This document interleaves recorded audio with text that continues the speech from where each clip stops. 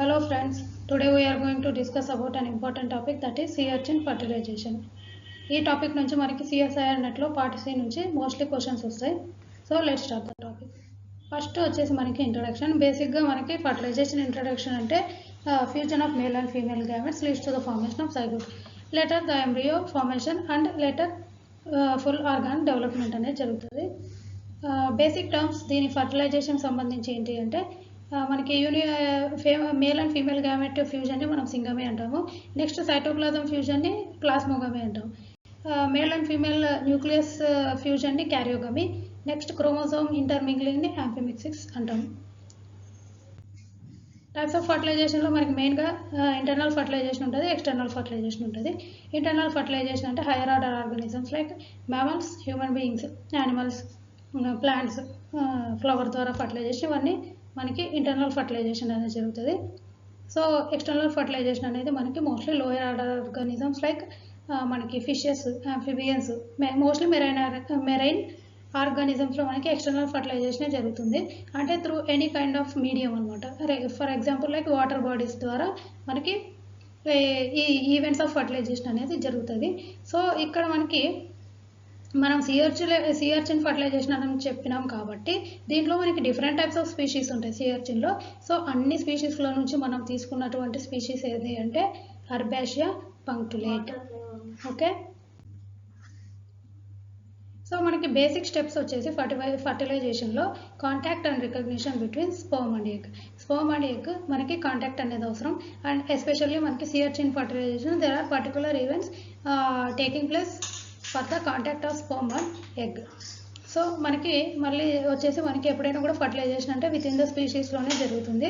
ఒకవేళ మనకి స్పీషీస్ అనేది మారితే అది హైబ్రిడ్ అవుతుంది. కాబట్టి మోస్ట్ ప్రాబబ్లీ ఫర్టిలైజేషన్ అనేది విత్ ఇన్ ద స్పీషీస్లోనే జరుగుతుంది. సో నెక్స్ట్ వచ్చేసి regulation of sperm entry into egg. So మనకి రెగ్యులేషన్ ఆఫ్ స్పర్మ్ ఎంట్రీ అనేది it takes place with the help of some chemicals in case of external fertilization, not in case of internal fertilization. So మనకి ఈ కెపాసిటేషను, ఆ తర్వాత sperm moment, ఇట్లాంటివన్నీ కూడా మనకి there are some mechanical events అనమాట. So దాన్ని మనం regulation of sperm entry into egg అంటాం. నెక్స్ట్ వచ్చేసి fusion of genetic materials, normally nucleus fusion. ఆ తర్వాత మనకి ఫర్టిలైజేషన్ ఈవెంట్ కంప్లీట్ అయిన తర్వాత మనకి యాక్టివేషన్ ఆఫ్ ఎగ్ అనేది జరుగుతుంది. ఎగ్ యాక్టివేషన్ జరిగిన తర్వాత మనకి డెవలప్మెంట్ అనేది స్టార్ట్ అవుతుంది. అంటే మనకి జైగోట్ డెవలప్మెంట్ అనేది జరుగుతుంది అనమాట. నెక్స్ట్ వచ్చేసి structure of gametes. Before entering in to the fertilization we need to go through the structure of gametes, that is male and female gamete. Here the sperm, first మనకి sperm గురించి తీసుకున్నట్లయితే ఈ cell నుంచి form అవుతుంది sperm యొక్క formation అనేది. ఈ సెల్లులో మనకి ఏమేమి ఉన్నాయి, ఫస్ట్ ఇక్కడ ఆర్గనల్స్, న్యూక్లియస్ ఉంది, సెంట్రియోల్ ఉంది, గాల్జీ అపారటస్ ఉంది, మైటోకాండ్రియా ఉన్నాయి. నెక్స్ట్ వచ్చేసి మనకి ఈ అక్రోజోమ్ ఏదైతే ఉందో స్పర్మ్లో హెడ్ రీజియన్లో, ఆ అక్రోజోమ్ అనేది మనకి ఆ గాల్జీ అపారటస్ నుంచి అనేది ఫామ్ అవుతుంది. గాల్జీ అపారటస్ నుంచి ఫామ్ అయిన తర్వాత మనకి సెంట్రియోల్ నుంచి ఏమో ఫ్లాజెల్లమ్ అనేది ఫామ్ అవుతుంది. వన్స్ అక్రోజోమ్ అనేది కంప్లీట్గా ఫామ్ అయినాక గాల్జీ అనేది సపరేట్ అవుతుంది. ఈ టెయిల్ ఫార్మేషన్ ఏదైతే ఉంది మనకి ఇది కంప్లీట్గా ఎక్స్టెండ్ అవుతుంది. ఇది ఎక్స్టెండ్ అయ్యే కొద్దీ మనకి మైటోకాండ్రియా అన్ని కూడా మనకి టెయిల్ పోర్షన్లో అక్యుములేట్ అవుతాయి అనమాట. అక్యుములేట్ అయిన తర్వాత మనకి ఫుల్ లెంత్ ఆఫ్ డెవలప్మెంట్ అనేది కంప్లీట్గా జరుగుతుంది ఇక్కడ. సో కంప్లీట్గా జరిగిన తర్వాత వచ్చినటువంటి స్ట్రక్చర్ ఇది అనమాట. ఓకే, మనకి ఇక్కడ కంప్లీట్ స్ట్రక్చర్లో చూసుకున్నట్లయితే ఫస్ట్ అక్రోజోమ్ వెసికల్, ఆ తర్వాత ప్లాస్మా మెంబ్రేన్, ఇక్కడ ఇది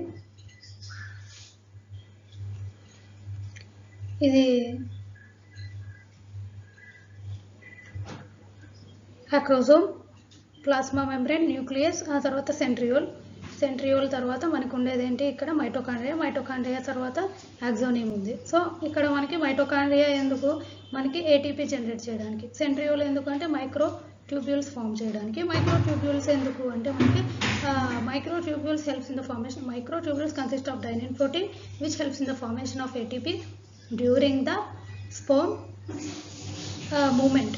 ఓకే, ఇది మనకి స్పర్మ్ యొక్క స్ట్రక్చర్. నెక్స్ట్ వచ్చేసి ఎగ్ తీసుకున్నట్లయితే ఎగ్గులో మనకి మెయిన్లీ ఇంపార్టెంట్ పార్ట్స్ మాత్రం డిస్కషన్ చేసుకుందాం. దీంట్లో nucleus, mitochondria, cortical granule, cortical granule is important in the view of sea urchin fertilization. Next వచ్చేసి విటలిన్ ఎన్వలప్, జెల్లీ లేయర్. ఈ మూడు మెయిన్గా ఇంపార్టెంట్ మనకి. Cortical granule, vitelline envelope, jelly layer. ఈ jelly layer పైన మనకి స్పెర్మ్స్ వచ్చేసి అటాచ్ అవుతాయి అనమాట. నెక్స్ట్ దీంతో పాటు మనకు కొన్ని సైటోప్లాస్మిక్ గ్రాన్యూల్స్ కానీ సైటోప్లాస్మిక్ ఎంజైమ్స్ కానీ ఉంటాయి ఎగ్లో, which helps in the fertilisation event. అవి ఏంటి అంటే మనకి ఫస్ట్ వచ్చేసి microfilaments which help in the cytoskeleton formation. Next దీంతో పాటు మనకి కార్టికల్ గ్రాన్యూల్స్ ఉంటాయి. Cortical granules are very important for the post fertilisation events. ఈ ఫర్టిలైజేషన్ ఎప్పుడైతే కంప్లీట్ అవుతుందో, ఈ కంప్లీట్ అయిన తర్వాత మనకి పాలిస్పర్మీ అనే ఒక ఈవెంట్ జరుగుతుంది. ఆ పాలిస్పర్మీ ఈవెంట్ అనేది జరిగేది మెయిన్గా కార్టికల్ గ్రాన్యూల్స్ ద్వారా జరుగుతుంది అనమాట. అవన్నీ మనం డిస్కషన్ చేస్తాం. నెక్స్ట్ వచ్చేసి దీంతో పాటు మనకి కొన్ని ఎంజైమ్స్ ఉంటాయి. ఆ ఎంజైమ్స్ కూడా మనకి స్పర్మ్ ఫర్టిలైజేషన్ ఈవెంట్స్లో హెల్ప్ చేస్తాయి. సో ఏంటి ఎంజైమ్స్ ఏంటి అంటే mucopolysaccharides, adhesive glycoproteins and hyaline protein. The enzymes and mucopolysaccharides are active in preventing other sperm from entering the egg after the first sperm has entered. మనకి ఇది fertilisation అంటేనే monospermy కాకుండా మనకి monospermy అంటే only single sperm has to fuse with the egg కదా. అట్లా కాకుండా మనకి మల్టిపుల్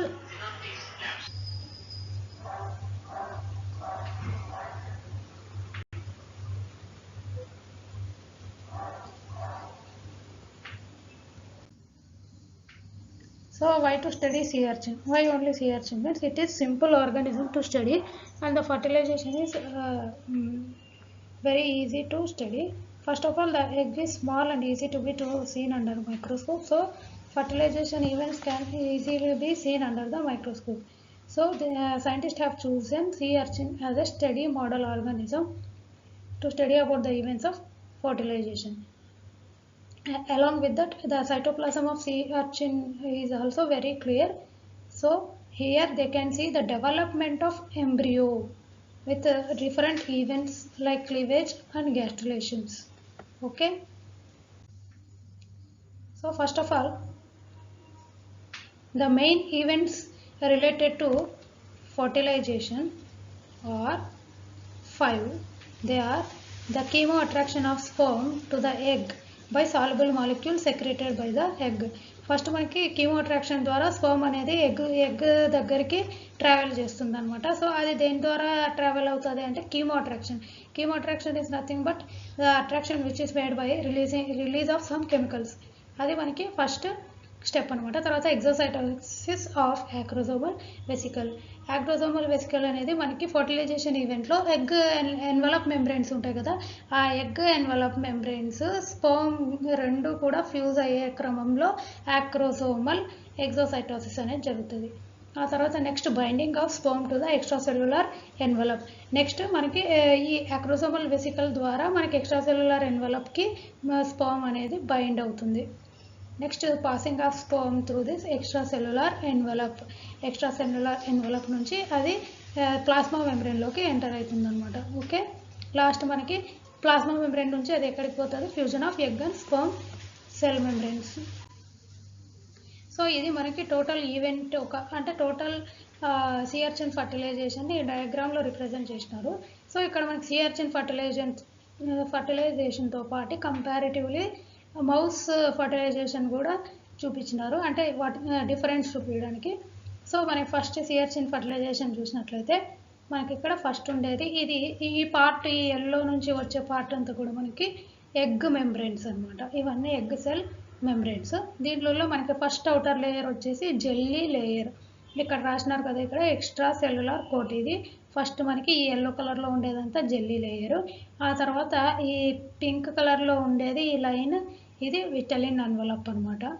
ఈ విటలిన్ ఎన్వలప్ తర్వాత వచ్చేది మనకి ఎగ్ ప్లాస్మా మెంబ్రెయిన్. సో మనకి ఓవరాల్గా మన యొక్క టార్గెట్ ఏంటి అంటే స్పర్మ్ ఇక్కడ నుంచి ఈ ఎగ్ ప్లాస్మా మెంబ్రెయిన్కి పెనట్రేట్ అవ్వడం. సో ఈ జెల్లీ లేయర్ నుంచి ఈ ప్లాస్మా మెంబ్రెయిన్కి ట్రావెలింగ్ చేసే ఈవెంట్స్ మనం టోటల్ ఫర్టిలైజేషన్ ఈవెంట్స్ దాంట్లో ఏమేమి ఇన్వాల్వ్ అయి ఉంటాయి అనేది చూస్తాం. ఫస్ట్ ఇక్కడ ఏమి ఇచ్చినారు, స్పర్మ్ కాంటాక్ట్ జెల్లీ లేయర్ని కాంటాక్ట్ అవుతుంది. ఆ తర్వాత యాక్రోజోమల్ రియాక్షన్ అనేది జరుగుతుంది ఇక్కడ. సో ఇక్కడ యాక్రోజోమల్ రియాక్షన్ జరిగిన తర్వాత డైజెషన్ ఆఫ్ జెల్లీ లేయర్. ఈ యాక్రోజోమల్ రియాక్షన్ వల్ల మనకి జెల్లీ లేయర్ అనేది డైజెస్ట్ అవుతుంది. డైజెస్ట్ అయిన తర్వాత నెక్స్ట్ టార్గెట్ ఏముంటుంది, నెక్స్ట్ బ్యారియర్ విటలిన్ ఎన్వలప్. విటలిన్ ఎన్వలప్ని కూడా అది డిగ్రేడ్ చేయాలి. డిగ్రేడ్ చేసిన తర్వాత మనకి అది ఏమవుతుంది అంటే ప్లాస్మా మెంబ్రేన్లోకి ఎంటర్ అవుతుంది through the help of microtubules. ఆ తర్వాత ఏటీపీ ఫార్మేషన్ ద్వారా అది ప్లాస్మా మెంబ్రేన్లోకి ఎంటర్ అవుతుంది. వెరాజ్ మనకి మౌస్లో తీసుకున్నట్లయితే ఇక్కడ ఉన్నటువంటి బేసిక్ డిఫరెన్స్ ఏంటి అంటే క్లియర్గా ఇక్కడ మనకు కనిపిస్తుంది కదా, ఇక్కడ జెల్లీ లేయర్ ఉంది, ఇక్కడ చూసినట్లయితే హ్యూములస్ అనే లేయర్ ఉంది జెల్లీ లేయర్ బదులు. ఆ తర్వాత ఇక్కడ మనకి ఏముంది, వైటలిన్ ఎన్వలప్ ఇక్కడ ఉంది. విటలిన్ ఎన్వలప్ దీంట్లో మళ్ళీ థిన్ లేయర్ ఉంది. ఇక్కడ విటలిన్ లేయర్ బదులు మనకి మౌస్లో ఏముంది, జోనా పెల్లుసిడా ఉంది. జోనా పెల్లుసిడా ఇక్కడ బాగా వైడ్గా ఉంది, డయామీటర్ అనేది ఎక్కువ ఉంది. So that is the basic difference between sea urchin fertilization and mouse, that is mammals. Okay, first event వచ్చేసి మనకి sperm attraction, action at a distance. Action at a distance అని ఎందుకు అన్నారు అంటే నార్మల్గా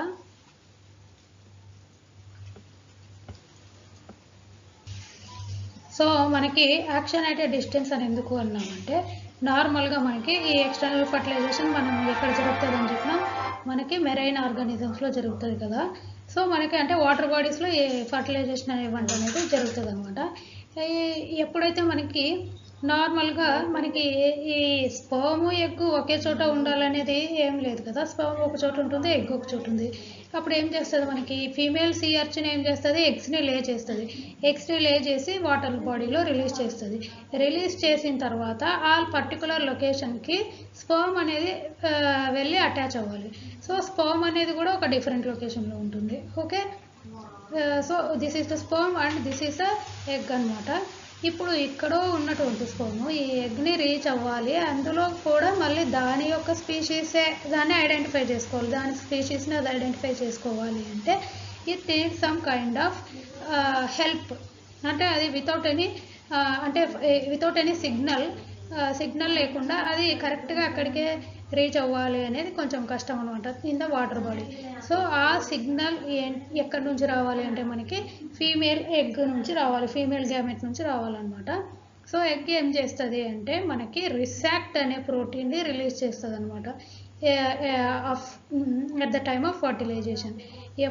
ఎగ్ అనేది మనకి రిసాక్ట్ అనే ప్రోటీన్ని రిలీజ్ చేస్తే అది మనకి త్రూ కాన్సన్ట్రేషన్ గ్రేడియంట్ అది డిఫరెంట్ కాన్సన్ట్రేషన్స్లో మనకి రిసాక్ట్ అనే ప్రోటీన్ని రిలీజ్ చేస్తుంది. ఎప్పుడైతే ఈ రిసాక్ట్ అనే ప్రోటీన్ మనకి స్పర్మ్కి వచ్చి తగులుతుందో అప్పుడు స్పర్మ్ దగ్గరికి రీచ్ అవుతుందో అప్పుడు మనకి ఈ స్పర్మ్ని అది డిటెక్ట్ చేస్తుంది అనమాట. ఈ రిసాక్ట్ ప్రోటీన్ని స్పర్మ్ డిటెక్ట్ చేస్తుంది. స్పర్మ్ డిటెక్ట్ చేసిన వెంటనే ఎప్పుడైతే మనకి రిసాక్ట్ ప్రోటీన్ స్పర్మ్కి అటాచ్ అవుతుందో వెంటనే స్పర్మ్ యొక్క మూమెంట్ అనేది ఫాస్ట్ అయిపోతుంది అనమాట. ఓకే, అంటే ఇక్కడ మనకు ఎట్లా అది అటాచ్ అవుతుంది అంటే రిసాక్ట్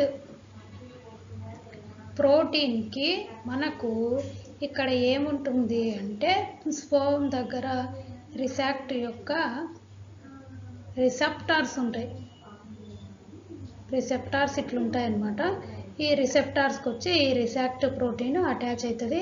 ఆ అటాచ్ అయిపోయిన వెంటనే ఏం చేస్తుందంటే మనకి అది మైటోకాండ్రియా అనే డైనిన్ని యాక్టివేట్ చేస్తుంది. ఓకే, ఈ రిసాక్ట్ అనేది మనకి ఏంటి అంటే ఇది ఒక 14 అమినో యాసిడ్ పెప్టైడ్ అనమాట. ఎప్పుడైతే మనకి ఈ రిసాక్ట్ అనే కెమికల్ ద్వారా స్పర్మ్ అట్రాక్ట్ అయ్యి it is travelling towards the egg అని చెప్పినాము, అందుకనే దీన్ని మనం ఏమన్నాము కీమో అట్రాక్షన్, కీమోటాక్సిక్ మూమెంట్ అని చెప్తాం అనమాట. సో మనం ఇంకా కొంచెం డీటెయిల్గా పీపీటీ ద్వారా చూద్దాం. So the sperm receptor for resact is transmembrane protein, and when it binds resact on the extracellular side, a conformational change on cytoplasmic side activates receptors enzyme activity. This activates mitochondrial ATP generating apparatus as well as dynein ATPase. ఇప్పుడు మనకి ఈ mitochondria plus మనకి డైనిన్ ATP రెండు కూడా ఎట్లా activate అయినాయి అనేది దీనికి ఒక స్పెషల్ ఈవెంట్ అనేది ఒక మెకానిజం అనేది ఉందన్నమాట. సో ఆ మెకానిజం అనేది మనం ఇప్పుడు చూస్తాం. ఓకే, ఇది మన మెకానిజం ఏంటి అంటే ఇది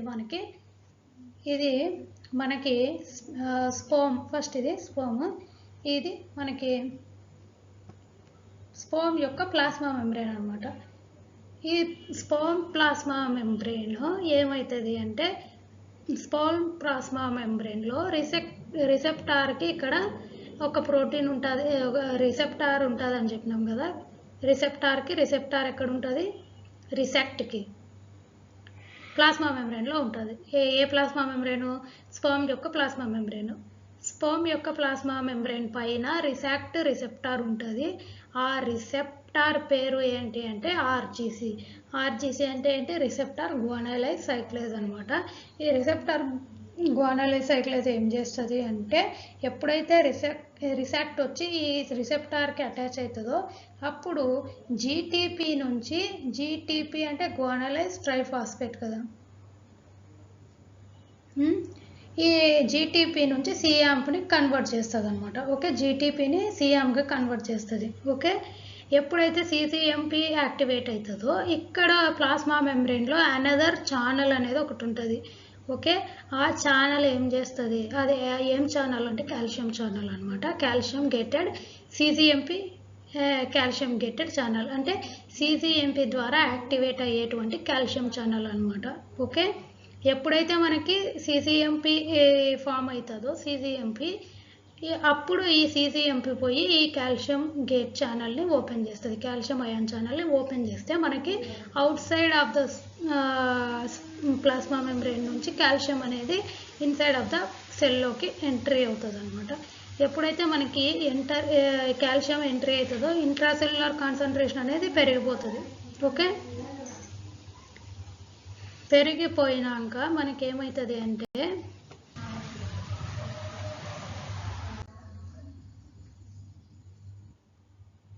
అప్పుడు మనకి నెక్స్ట్ ఈవెంట్ అనేది స్టార్ట్ అవుతుంది. The acrosomal reaction in sea urchins అనమాట. Second reaction.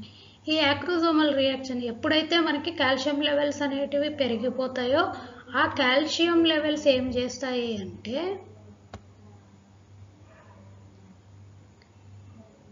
ఈ కాల్షియం ఏదైతే ఉందో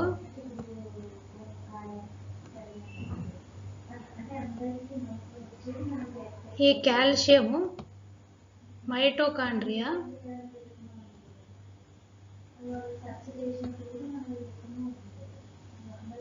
ప్లస్ డైనిన్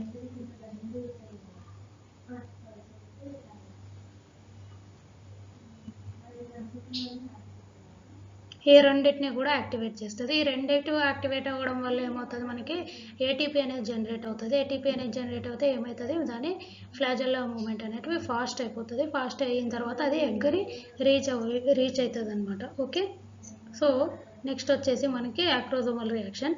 ఈ యాక్రోజోమల్ రియాక్షన్ అనేది ఎందుకు జరుగుతుంది, ఎట్లా జరుగుతుంది అనేది చూద్దాం. సో ఈ యాక్రోజోమల్ రియాక్షన్లో మనకి మెయిన్లీ 2 ఈవెంట్స్ ఉంటాయి. ఏంటి అంటే ఫస్ట్ వచ్చేసి the fusion of acrosomal vesicle with sperm plasma membrane. Sperm plasma మెంబ్రెయిన్కి అంటే మనకి 2 లేయర్స్ ఉంటాయి. మనకి ఇందాక చెప్పినట్లు ఫస్ట్ యాక్రోజోమ్ ఉంటుంది, దాన్ని అటాచ్ చేస్తూనే మళ్ళీ మనకి ప్లాస్మా మెంబ్రెయిన్ ఉంటుంది. ఈ యాక్రోజోమల్ రియాక్షన్స్ అంటే ఏమవుతుందంటే ఈ యాక్రోజోమ్ వచ్చేసి ప్లాస్మా మెంబ్రెయిన్తో ఫ్యూజ్ అయిపోతుంది అనమాట. ఓకే, ఈ యాక్రోజోమ్ ప్లాస్మా మెంబ్రెయిన్తో ఫ్యూజ్ అయిపోయే ఈవెంట్నే fusion of acrosomal vesicle with sperm plasma membrane అని అంటాము. ఇది మనకి దేని ద్వారా జరుగుతుంది అంటే ఎగ్జోసైటోసిస్ ద్వారా జరుగుతుంది. అప్పుడు ఎగ్జోసైటోసిస్ జరిగితే ఏమవుతుందంటే యాక్రోజోమల్లో ఉన్నటువంటి ఈ కంటెంట్స్ ఉంటాయి కదా, ఆ కంటెంట్స్ అన్నీ కూడా మనకి రిలీజ్ అవుతాయి. నెక్స్ట్ వచ్చేసి ఎక్స్టెన్షన్ ఆఫ్ యాక్రోజోమల్ ప్రాసెస్. ఇదేంటి మనం డీటెయిల్గా చూద్దాం. ఇప్పుడు ఏమవుతుంది అంటే first fusion of acrosomal vesicle with the sperm plasma membrane.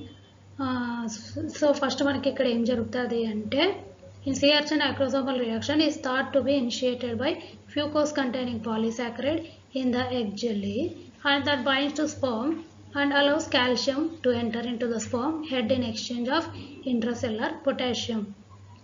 మామూలుగా అయితే మనకి యాక్రోసోమల్ రియాక్షన్ జరిగేటప్పుడు మనకి యాక్రోసోమ్ ఫ్యూకోస్ కంటైనింగ్ పాలీసాకరైడ్స్ ద్వారా ఇనిషియేట్ అవుతుంది యాక్రోసోమల్ రియాక్షన్ అనేది.